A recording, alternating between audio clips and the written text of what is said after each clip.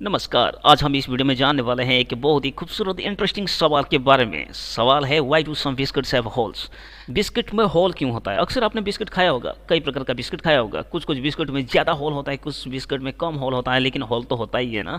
तो फिर एक बिस्किट में होल क्यों होता है? यहाँ पे कुछ चित्र मैंने लगाया तो आपको मैं दिखाने को ये प्रयास कर रहा हूँ कि कुछ बिस्किट्स में होल होता है लेकिन कुछ बिस्किट्स में होल नहीं होता है। तो सवाल ये उठता है कि कुछ बिस्किट में होल क्यों होता है और कुछ बिस्किट में होल क्यों नहीं होता है। इसके बारे में जानना है तो वीडियो को अंत तक जरूर देखिए, और सब्सक्राइब नहीं किया तो सब्सक्राइब कीजिए, लाइक नहीं किया तो लाइक कीजिए, और कमेंट नहीं किया तो कमेंट कीजिए। तो चलिए अपना टॉपिक शुरू करते हैं। Why do some biscuits have holes.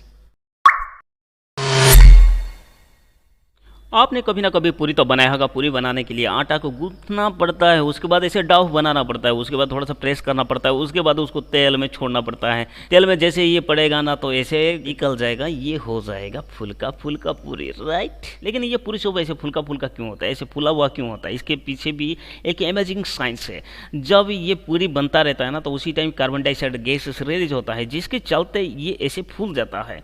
अगर मान लीजिए हम ये डाव में थोड़ा थोड़ा छोटा छोटा हॉल अगर बना दें तो क्या होगा? ऐसे ये फुल्का फुल्का नहीं होगा। इसमें जो भी कार्बन डाइऑक्साइड गैस बनेगा तो ये छोटे छोटे होल के माध्यम से, होल के थ्रू से ये बाहर निकल जाएगा।